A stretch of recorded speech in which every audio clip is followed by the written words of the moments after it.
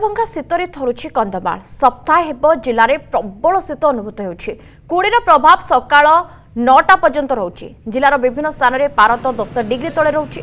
फुलबाणी रे किपरि अनुभूत होउछि शीत एने अधिक सूचना देउछन्ती आम प्रतिनिधि उत्पल कुमार साहू। कंधमाल शीत जहाँ को आम देशिया भाषा जाड़ बोली कही एक नियारा अनुभूति जे कंधमाल शीत को कंधमाल जाड़ को अनुभव करी जानी प्रकृत में ये कंधमाल शीत केते मजा।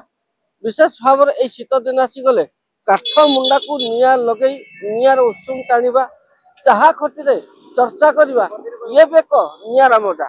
तो आसतु आम आलोचना करवा। स्वागत करी अर्गस न्यूज को कौन कहवा जे कंधमाल शीत कंधमाल जाड़ गोटे नियारा जी अनुभव कर जानी केमी मजा नौ प्रकृत केते कष्ट।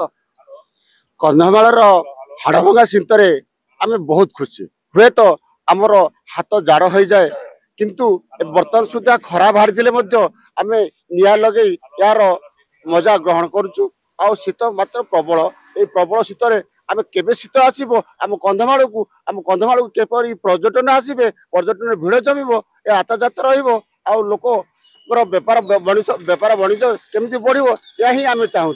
कौन कह आज्ञा काठ मुंडा लगी निया भी जलुची नियार जो काठ नियार उषुम गोटे नियारा कौन कहे। हाँ निया तो करिया पड़ुछ आज्ञा जोर ठंडा होउची आ नियार सूर्य किरण बाहर 8टा 9टा हेलानी तथापि शीत जोर चली आज्ञा शीत नियार आश्रय नहीं चलीचु आज्ञा कौन करबा। निश्चित भाव में कौन कहवा भाई ए वर्ष बहुत ठंडा जो मात्रा ठंडा होउची आगामी दिन ठंडा भी आउरी भयंकर हबो। आउ घर बाहरिबाडा असुविधा होउची दुकान बाड़ी खोलवाड़ा भी असुविधा होउची कौन करिया पेट पाटना भी आसिया पड़ जाए ठंडा आम आगुरी देखी बहुत ये ठंडा बहुत बड़ ठंडा होउची। गाड़ी तो चलवाड़ा आज्ञा महा मुस्किल होउची गाड़ी चले भी होउनी गोड़ा तो पूरा ठंडा बॉडी कोलैप्स हो जाउची। निश्चित भाव में तो कौन कहवा आज्ञा आपण फुलवाणी बासिंदा हिसाब से जो शीत को केमिति अनुभव करछन कौन कहबे।